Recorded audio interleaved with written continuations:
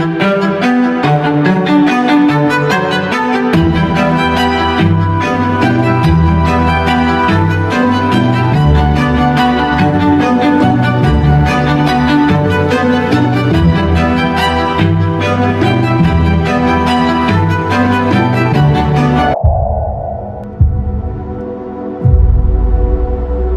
ipinaglalaban natin dito ay ang pagkakapantay-pantay.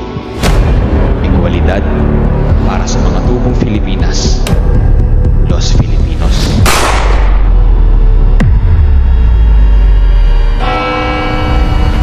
Ang sino man ang nabubuhay para sa sarili lamang.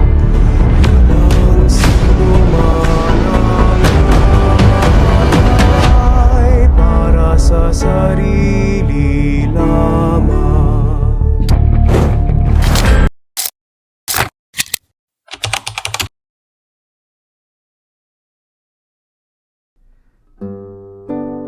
Inuwan na sa ating lahat, wala na extension sa buwis. Hanggang kailan tayo magtitiis, lahat tayo magbabayang. Hindi natin kaya ang Espanyol. Malakas ang kanilang puwersa. Kung hindi tayo kikilos ngayon, patuloy na tayo gagawing alipin sa sarili nating bansa. Kaya kailangan na nating kumilos at lumaban para sa ating dignidad. Ngunit Sir Hector, paano kung hindi maging matagumpay ang mga rebelyon? Patuloy tayong pagbabayarin ng mga Espanyol.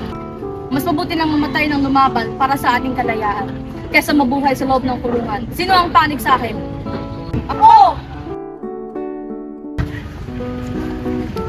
Ito na ang ating pagkakataon para makuha natin ang ating kalayaan.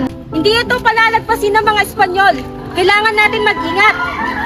Wala na itong atrasan. Para sa bayan!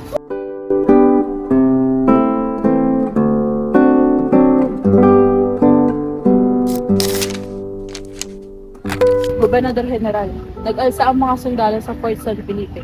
Hinahangad nilang pabagsakin ang pamumuno ng mga Espanyol.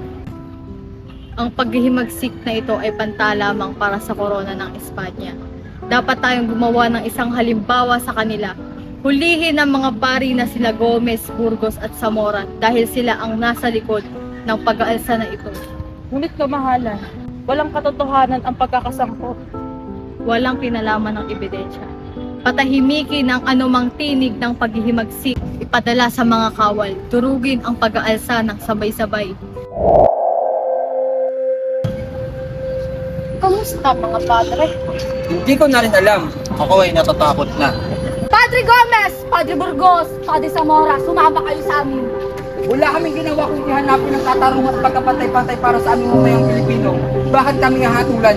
Masyado ka ng marami sinasabi, Padre. Babayaran mo ang halaga ng pag-uudyok para sa paghihimagsik.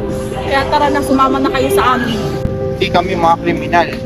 Nahanap lang namin kung ano ang tama pagitan ng mga tao itong walang katarungan. Gagamitin nila ang ating kamatayan upang ipagpatuloy ang kanilang kadlakaran. Ngunit mas lalo nang napapagsulabit ang kalayaan ng ating bansa.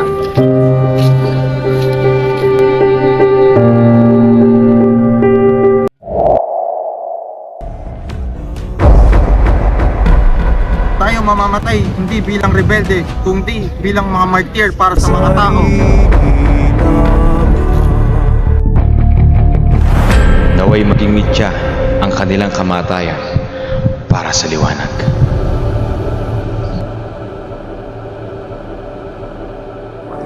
Para sa sarili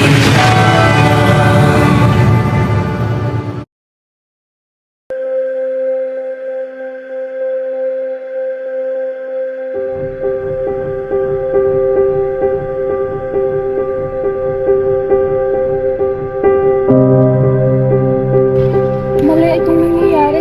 Sila ay napaka-inosente.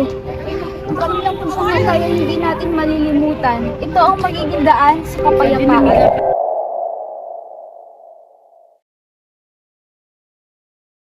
Hey guys, alam niyo ba yung trending ngayon sa social media?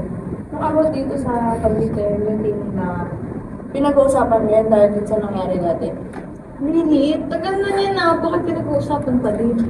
Oo, importante din kasi yun, te. Kasi diba, dahil sa Cavite Mutiny, ito yung nag-lead sa atin ng independence dito sa Philippines. Oo, tama kasi may nakita akong video nakaraan. Sabi nila, yung kahit maliit lang daw na pag-aalsa, nagbibigay siya ng magandang dulot sa atin, lalo na diba ngayon sa social media. Ang pagpo-post mo lang, pagsasabi mo lang ng nararamdaman mo, nag-lead siya ng pagpapakita na hindi na dapat natin tinatolerate yung mga injustice na nangyayari. So, yung mutiny is like the first viral moment of, parang freedom, ganun. Oo, parang gano'n. Pwede mo sabihin yan, dati mga tao pagod na maging kawawa. Ngayon, pwede na tayo mag-share online yung mga videos or story para sa justice natin. Parehas lang naman siya, pero magkaiba nga lang ng panahon. I-post ko na to, it's a good reminder that we still need up and what's right, just like they before.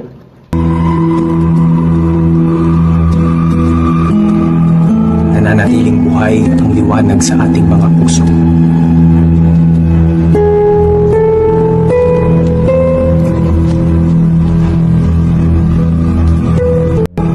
Sa pagdaan ng panahon,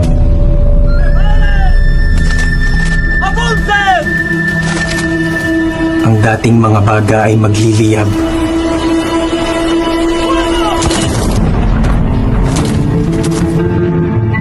Ang mga salita ay magiging mga kwento.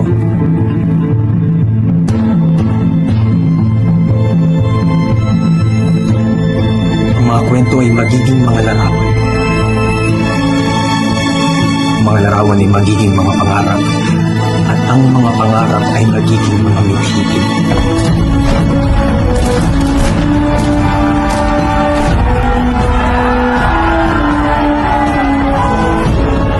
Ngayon, ang Filipino ay bilang isang salita. Ito ay isang bayan. Viva los Filipinos! Mabuhay ang mga Filipino! Sino ang pangit sa akin? Ako! Huwag kayo tutigo yun! SUV! Ang mami ko! Pasupri! Hindi na lang! Wala kami ginagawa kung hanapin ng katarungan at kapayapaan. Magkapantay-pantay para yun. Sanang sabay-sabay. Sabay-sabay.